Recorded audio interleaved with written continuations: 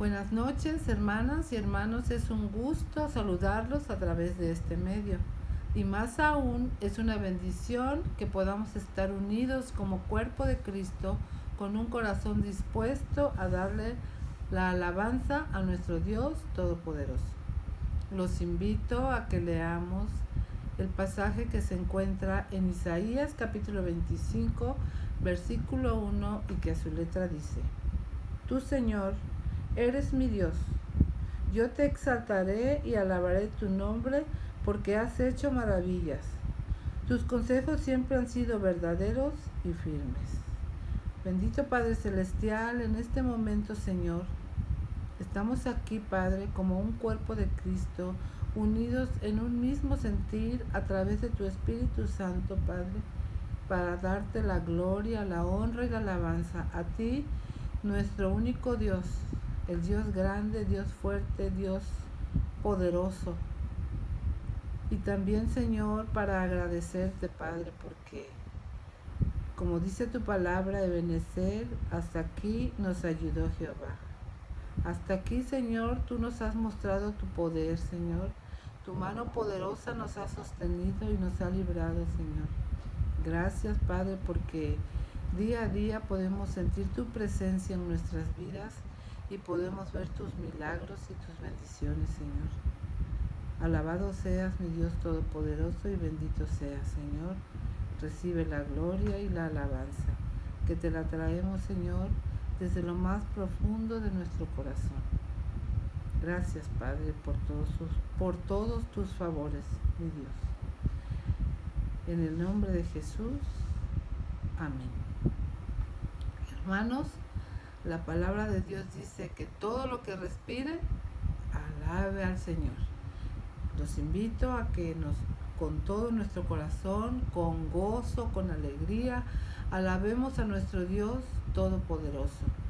Su palabra dice en el segundo libro de Samuel, capítulo 7, versículo 22, qué grande eres, Señor omnipotente.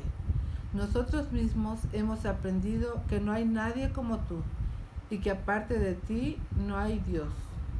Efectivamente, aparte de nuestro Dios no hay otro Dios. Él es el único Dios grande, Dios fuerte, Dios poderoso, nuestro Padre Celestial, Rey de reyes y Señor de señores. Alábelo con todo su corazón y dígale cuán grande es Él.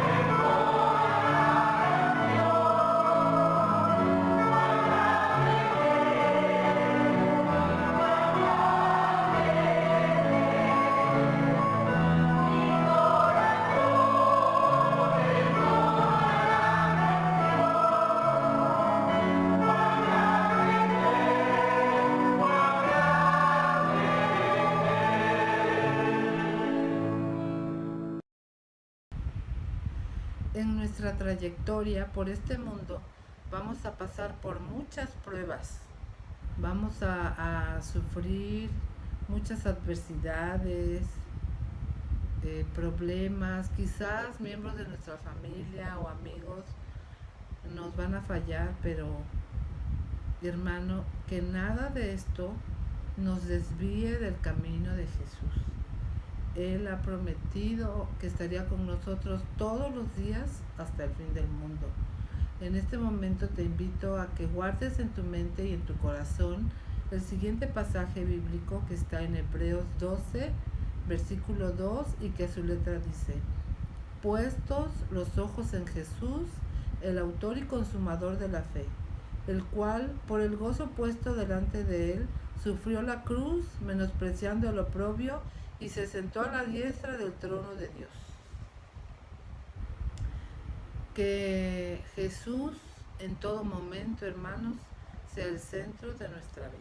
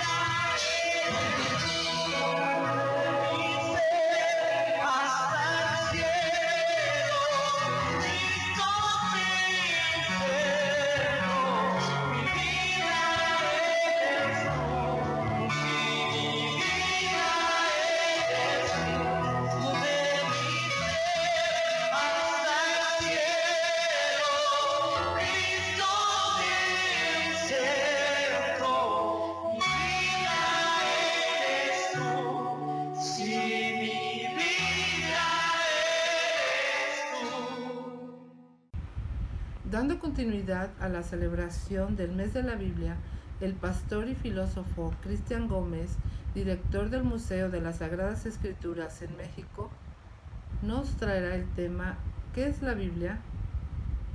Esperando, hermanos, que el Espíritu Santo se mueva en cada uno de nosotros y que la palabra de Dios cumpla el propósito por la cual la ha mandado a nuestras vidas. El Señor le bendiga. Buenos días, queridos hermanos. Es un placer muy grato para mí estar aquí con ustedes. Les felicito porque hay muchos estudiantes. He visitado seminarios tristemente con muy pocos estudiantes, pero veo que aquí hay esa bendición. Quiero dar gracias al hermano Daniel, nuestro rector, por la invitación. Gracias, hermano. Nos conocimos pues hace relativamente poco, ¿verdad? Allá en Cuernavaca, en una reunión de las iglesias bautistas de la zona, compartiendo acerca de la Biblia. Luego el hermano Daniel tuvo pues a bien acompañarnos a las conferencias con el curador de los rollos del Mar Muerto, que desde Israel nos visitó hace 2-3 semanas, y pues también amablemente me invitó para que esta semana estuviéramos aquí con ustedes platicando en torno a la Biblia. Yo sé que ustedes llevan muchas materias de Biblia, obviamente, pero queremos pues reflexionar un poco en torno a qué es la Biblia, la inspiración, el canon, la historia de su traducción, desde el punto de vista de las ciencias bíblicas. Y bueno, yo no sabía que el día de ayer no tenían capilla, así que yo vine desde ayer. Y luego me dijeron que hoy es día de ayuno, que toda la hora del desayuno podemos quedarnos a platicar, ¿no? ¿Verdad? Pero bueno, reciban un saludo del Museo de la Biblia, de donde nosotros venimos. Mi hermano Víctor, que me hace favor de acompañarme. Él es también pastor en la iglesia en que yo estoy, pero también es administrador en el Museo de la Biblia. Y como pues algo les iré comentando de lo que hace el Museo de la Biblia, pero bueno, nosotros allá tenemos una frase cuando queremos definir qué es la Biblia,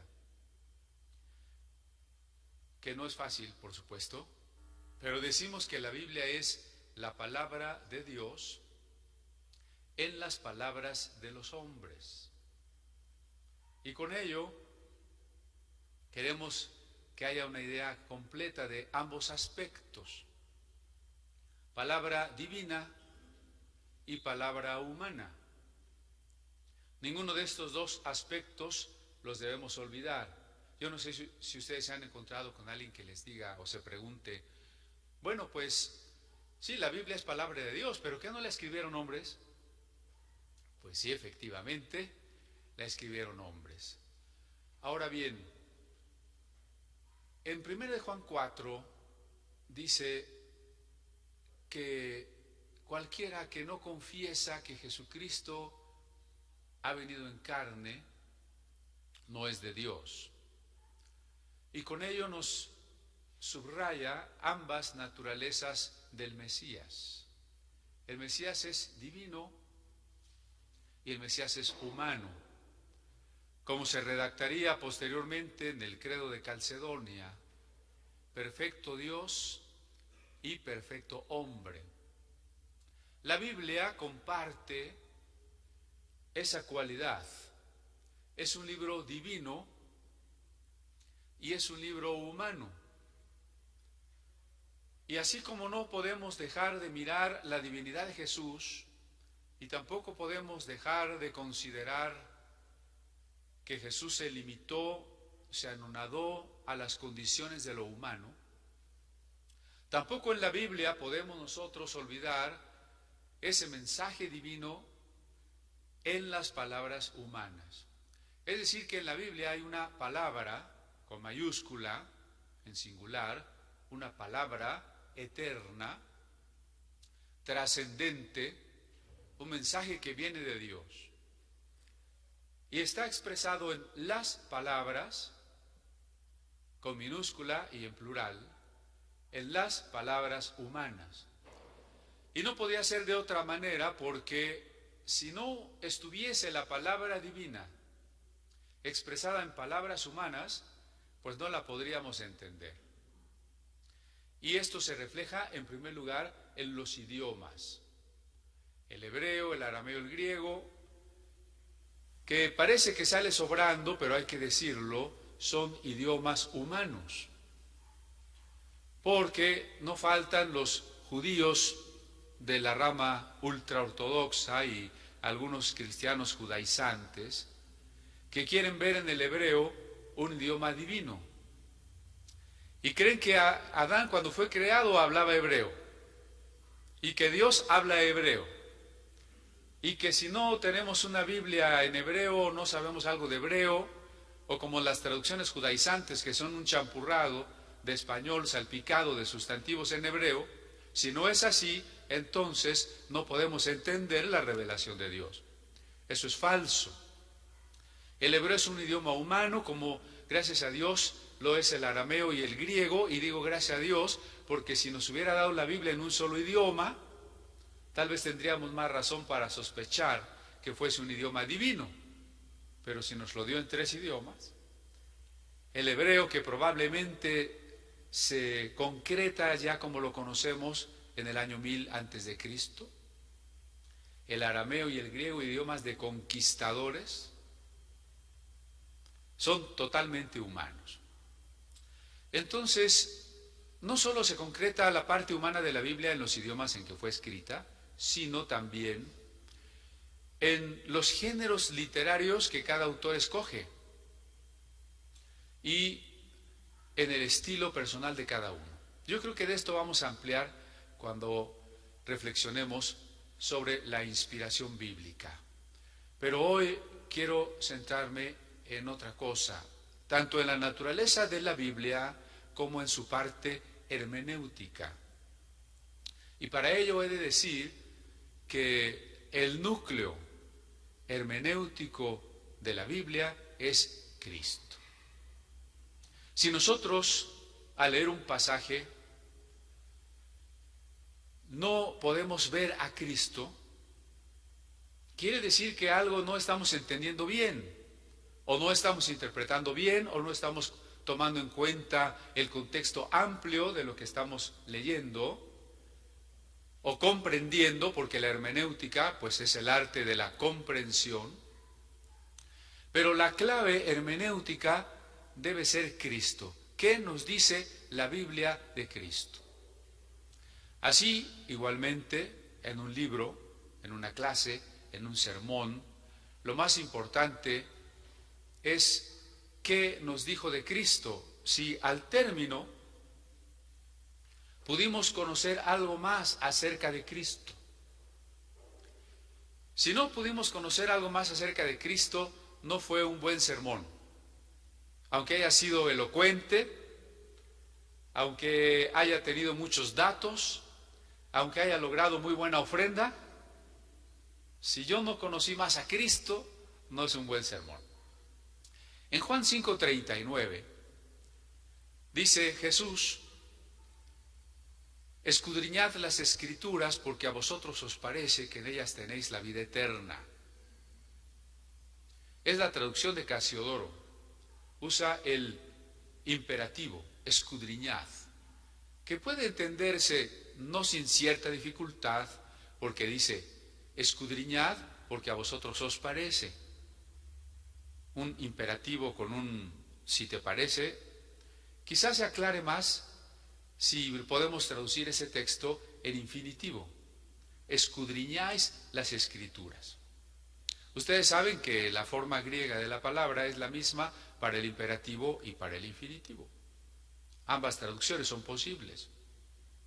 Entonces, si traducimos, escudriñáis las Escrituras, porque a vosotros os parece que en ellas tenéis la vida eterna, Podemos parafrasearlo y se vuelve más comprensible. No sería un mandato de Jesús de escudriñar, aunque debemos escudriñar, claro que sí, pero es más bien un reclamo. Jesús le estaría diciendo a los escribas, a los copistas, y su trabajo es muy valioso, ¿no? Ya quisiéramos tener una copia de las escrituras de los tiempos del Señor, ¿o no? Bueno, a esos que hacen las copias, a esos que las interpretan, que empiezan a forjar lo que después será la Masorá, les dice el Señor: ustedes estudian las escrituras porque piensan que estudiándolas obtendrán la vida eterna. Es un reclamo, como a veces hacen los testigos de Jehová. Yo recuerdo una vez que llegaron a mi casa, ¿no? Y dice: venimos a hablar de la vida eterna. Oye, ¿qué es la vida eterna? Que te conozcan a ti, el solo Dios verdadero. Por eso estudiamos la Biblia. Muy bien, pero estudiar la Biblia no necesariamente es conocer a Dios. Estudiar la Biblia no me da la vida eterna. La Biblia no me da la vida eterna. Jesús dice: ustedes escudriñan las escrituras, las estudian en profundidad, en la minucia, porque creen que así obtienen la vida eterna. Pero las escrituras dan testimonio de mí.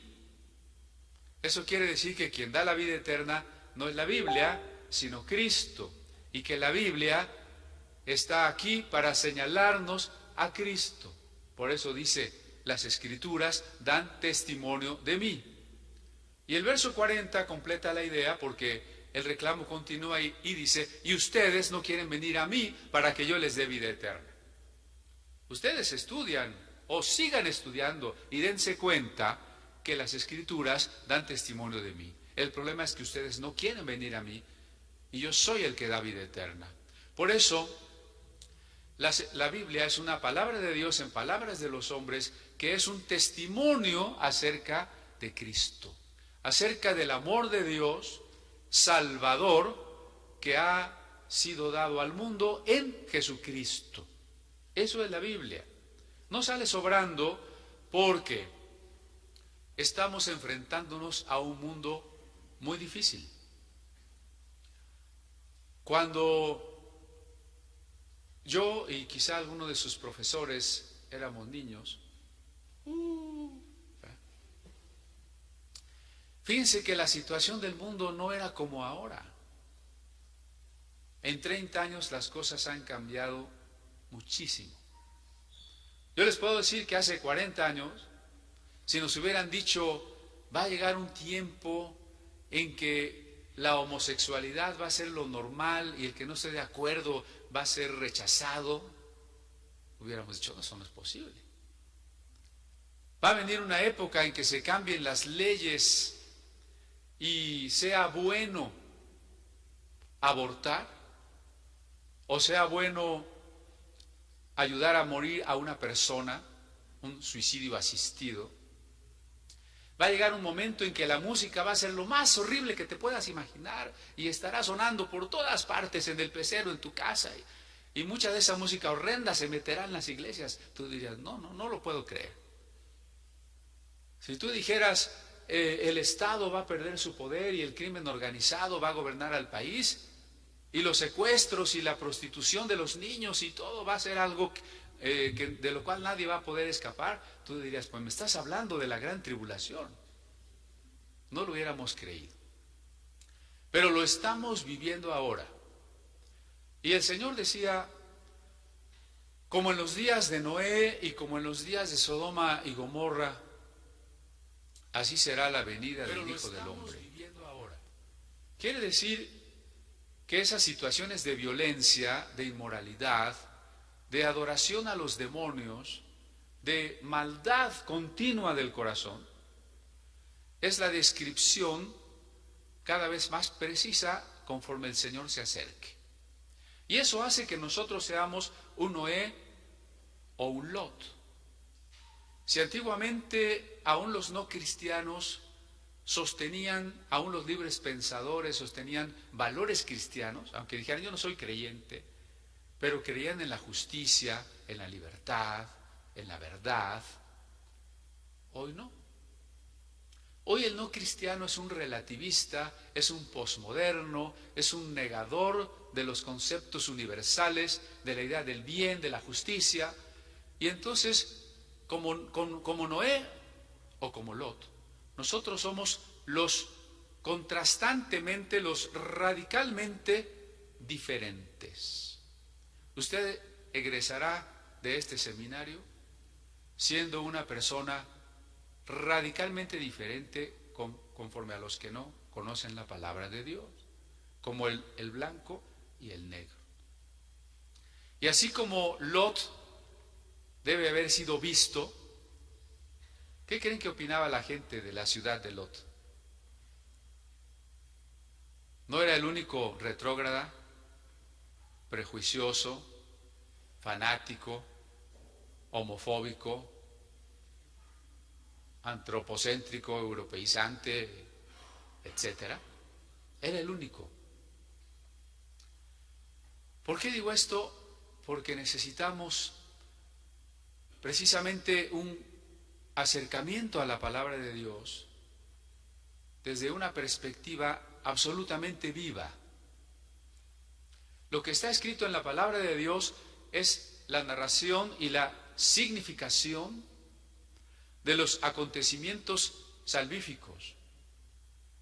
Cuando nosotros leemos la Biblia, no se trata solo de entender la información, los datos que la Biblia nos pueda dar. Se trata de que al leer el texto, en nosotros vuelva a vivirse el acontecimiento salvífico. Ahí está la Biblia, ahí está la letra. Pero la letra contiene un mensaje salvador, un acto de Dios revelador. Y cuando nosotros leemos el texto y comprendemos el texto, nos dejamos interpelar por el texto y nos comprometemos con lo que el texto dice, se trata de que volvamos a vivir o que en nosotros se vuelva a reproducir ese acontecimiento salvador, ese acto revelador de Dios.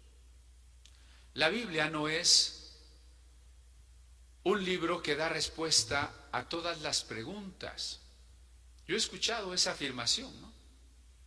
Es que en la Biblia hay una respuesta para todas las preguntas. Pues eso es una mentira. ¿Cuánto tiempo debo de hervir los frijoles? No va a estar en la Biblia. La Biblia es la respuesta a una pregunta, la pregunta fundamental, la pregunta por el sentido de la existencia. También hay quien dice, es que hay pruebas de que la Biblia es la palabra de Dios, las profecías cumplidas, los datos científicos,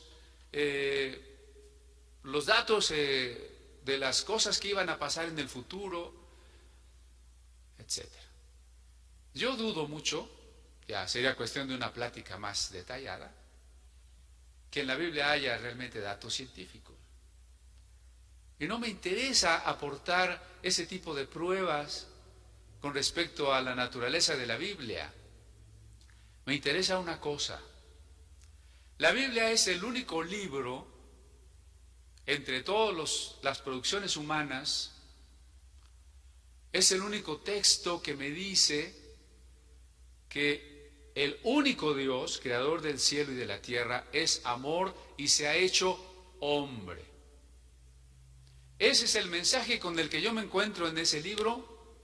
Ese es el mensaje desafiante que me exige una respuesta para decir sí o no, una respuesta de fe o de rechazo. Y así es como yo tengo que acercarme a la Biblia. Y la Biblia, conforme a ese mensaje, me mostrará precisamente su ser como palabra divina. Pero no todos los pasajes de la Biblia tienen el mismo valor. A ver si no me está viendo con cuernos ya de una vez, ¿no? O ya va a decir el hermano Dani ahorita en el desayuno, hermano, ¿sabe qué? Ya mañana ya no lo esperamos. No todos los pasajes de la Biblia tienen el mismo valor. ¿Qué quiero decir con ello? Bueno, en primer lugar es algo que Lutero ya decía. Lutero decía que el valor de un texto tiene que ver precisamente con su contenido cristológico. Y por eso llegó un momento, con cierta razón y también sin cierta razón, que él consideraba a Santiago una epístola de paja. Pero creo que usted estará de acuerdo conmigo en que ciertos pasajes, como el maravilloso texto de Juan 3:16, de tal manera amó Dios al mundo que dio a su Hijo, tiene un mayor contenido cristológico que Nadab engendró a Salmón, Salmón engendró a Boz, Boz engendró a, ¿no? O que las listas de porteros de Segundo de Crónicas, que yo creo que usted cuando los lee se los salta, seamos sinceros, ¿no? O sea, hay textos de doctrinas esenciales y hay textos de detalles. Entonces nosotros tenemos que preguntarnos, ¿qué pasaje de la Biblia tiene un contenido cristológico mayor? Eso por una parte, porque lo que he insistido desde el principio es que Cristo es la clave hermenéutica de la Biblia, porque la Biblia es un testimonio acerca de Cristo. Y la oración de Pablo era que crezcamos en el conocimiento de nuestro Señor Jesucristo. Y no es un conocimiento solamente intelectual. Usted puede saber mucho de Miguel Hidalgo, pero no conoció a Miguel Hidalgo. Cuando Pablo habla del conocimiento de Cristo, no habla del saber acerca de Cristo, sino de conocer existencial, vivencialmente, como persona a persona, en comunión a Cristo. Cómo es su carácter, cómo actúa, cómo me habla, cómo se manifiesta en mi vida. Eso es cada día conocer a Cristo. Ahora, por otro lado, la Biblia es una revelación progresiva. La carta a los Hebreos comienza diciendo que Dios nos ha hablado de muchas maneras por los profetas, pero que en estos últimos tiempos nos ha hablado por el Hijo, al cual Dios constituyó heredero de todo, por quien asimismo hizo el universo. Entonces, si la Biblia no es una revelación progresiva, entonces, ¿cuál es la importancia del mensaje de Cristo? Al contrario, la aparición de Cristo, el hecho de que Él pueda decir, el que me ha visto a mí ha visto al Padre, el que Dios haya usado a Pablo para dar una gran parte de la Escritura que nos muestra el significado de la obra de Cristo, la cruz, la resurrección, el hecho de que Juan haya visto al Cristo glorificado estableciendo su reino eterno en plenitud, nos lleva precisamente a la culminación de la revelación. Por lógica, todo lo que es previo viene de un nivel menor. Entonces nosotros debemos interpretar la Biblia conforme a esta naturaleza de la Biblia, que yo podría decir, si tuviéramos un pizarrón, pero imagínenselo nada más, ¿no? Unas coordenadas cartesianas, un plano cartesiano, que tiene dos ejes, ¿verdad? Uno de los ejes, el eje vertical, sería el contenido cristológico de un texto. El eje horizontal sería la época, el tiempo en que un texto fue redactado. Cuando nosotros cruzamos los dos puntos, las dos coordenadas, podemos encontrar el lugar que le corresponde a un pasaje. Porque no es lo mismo la revelación que encontramos en los primeros textos bíblicos, en los más antiguos, que en el Nuevo Testamento. Por ejemplo, si hay un pasaje donde dice que si el marido tiene espíritu de celos, el famoso pasaje de la ordalía de los celos, el marido tiene espíritu de celos, traiga a la esposa al tabernáculo, donde le van a dar aguas con tierra del templo y cenizas de la vaca roja, y se la va a tomar con una maldición. Creo que eso no lo haríamos hoy, ¿o sí? ¿Traería a alguien a su esposa aquí al templo para que le hagan una agüita de esas? Hay algo que es otro concepto de lo que era Dios, de lo que Dios quería, de cómo Dios actuaba. En el libro del Eclesiastés, por ejemplo, dice que tras la muerte no hay conciencia, ni sabemos que el espíritu del hombre o del animal tengan un destino distinto.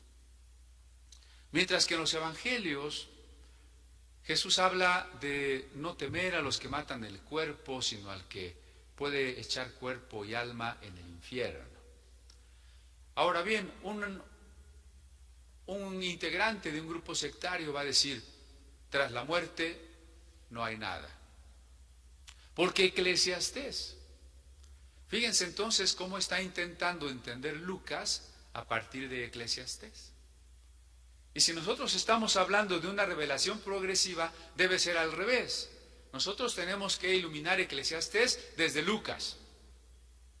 Además de que debemos considerar la época y los problemas a los que Eclesiastés quiere dar respuesta a lo que sucede debajo del sol, en la concepción del universo de aquellos tiempos, ¿qué es lo que está debajo del sol?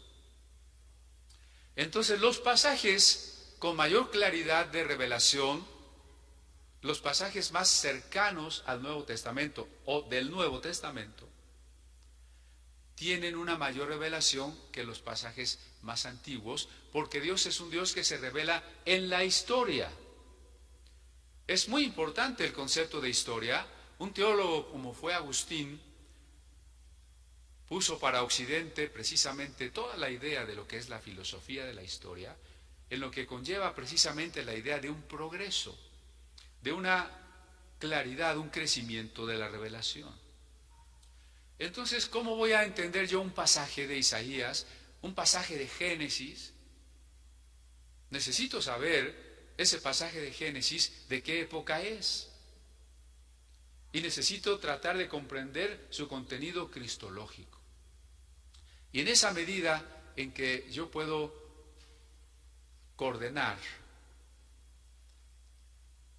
su tiempo de revelación, su claridad de revelación y su mensaje cristológico, puedo entonces armar la Biblia como un rompecabezas, porque la Biblia no es un mensaje incoherente, pero nosotros tenemos que ver en dónde cada pieza tiene que ser colocada. Es también como en una partida de ajedrez. Todas las piezas son importantes, aunque no todas las piezas valen lo mismo. Y si nosotros podemos saber cuáles piezas valen más que otras, entonces, por ejemplo, es claro que en el Antiguo Testamento, por llamarle de alguna manera, la poligamia estaba legislada, estaba permitida. Nosotros ahora no consideramos que la poligamia sea una relación permitida. Pero si todos los pasajes de la Biblia valen igual, ¿cómo podemos decir que ya no está permitida? O la esclavitud, o los mandatos acerca de la guerra. Vas al pueblo fulano de tal y matas a todos, hombres, mujeres, niños y animales. ¿Qué tal si a alguien se le ocurre hoy decir, bueno, a mí Dios me reveló, Dios me dijo que mate a mi vecino y que me quede con su casa? Y ahí está en la Biblia, ¿no? Que Dios así ordenaba. Bueno, puede tener el mismo valor de revelación para nosotros, un mandato así. A mucha gente le ha escandalizado, desde los tiempos de Filón de Alejandría o de Aristóbulo. Ellos trataban de hacer una interpretación alegórica de pasajes como esos para no escandalizar al mundo filosófico que les rodeaba. Siempre ha sido un escándalo ese tipo de pasajes, ¿no? ¿Cómo los explicamos? Simplemente diciendo, pues así Dios dijo. ¿Y por qué Dios dijo? No, pues porque así quiso. No nos podemos encerrar en un círculo vicioso así. Cuando leemos el Deuteronomio y dice, si haces esto y esto, serás bendecido. Pero si haces esto, otro y otro, vas a ser maldecido. Y muchos hermanos hoy toman esos pasajes y dicen, ya ven, fulanito está bajo maldición. Y se dedican a hacer cultos de liberación para romper maldiciones ancestrales y para que le platiques tu vida y para que la vida de tus papás y porque si tus papás hicieron esto, entonces tú traes una maldición. Pero Gálatas es muy claro cuando nos dice que Cristo fue hecho maldición para que nosotros fuésemos hechos bendición. Podríamos extender los ejemplos de los pasajes que de ponerlos en un mismo plano no podríamos evitar las contradicciones. Tenemos que entender cómo Dios se fue revelando a través de la historia. Para nosotros la revelación se da en la historia. Dios es un Dios que se revela en la historia. Por eso el cristianismo, como el judaísmo, son religiones fundamentalmente históricas. La Biblia es un libro que no se escribió de una sentada, no es un libro que cayó del cielo como en el caso de que se pretende en el libro del Mormón o en el Corán. Vino un ángel y lo dictó o trajo unas planchas y ahí está. Es un libro sobrenatural que viene del cielo. La Biblia es un libro que se produce a lo largo de la historia, a lo largo de cuando menos 1000 años. Y que como todo proceso histórico tiene las características de una compilación histórica. Entonces, en primer lugar, la Biblia es un libro histórico. Es el libro que más ha influido en la historia. Pero es el libro que nos revela también precisamente esto, cómo a partir de la vida de patriarcas, de profetas, de reyes, de apóstoles, a través de los hechos históricos, Dios se ha ido dando a conocer cada vez con mayor claridad. Por eso es un libro histórico, que nos muestra que Dios es el Señor de la historia. Aunque en la historia tenemos voluntad y pecamos y hacemos guerras y muchas otras cosas, al final Dios está conduciendo la historia a su plan, a un final en que la historia tiene que devenir reino de Dios. Y por último termino diciendo, la revelación en la historia es tan importante que Dios, el Creador, entró en la historia. El Eterno entró en el tiempo. El Creador se hizo criatura. El Santo se hizo pecado. El infinito se hizo finito. Y al entrar en el tiempo y en el espacio, Dios entró en la historia para transformar la historia, precisamente para llegar a ese punto que está en el plan de Dios, que la historia termine convirtiéndose en reino de Dios. Así que cierro completando mi definición de la Biblia. ¿Qué es la Biblia? No es un libro que yo puedo abrir al azar y poner el dedo para que Dios me diga algo. La Biblia es una historia de la redención. Y si no la interpreto y si no la entiendo y si no ubico cada pasaje dentro de una historia de la redención, entonces no voy a poder comprender el mensaje bíblico. Mi invitación es que cada vez que nos acerquemos a la Biblia, lo hagamos de una manera vivencial. Quiero conocer a Cristo a través del texto. Quiero encontrarme por experiencia y comunión con un Cristo cada vez más claro, más íntimo para mí. Muchísimas gracias.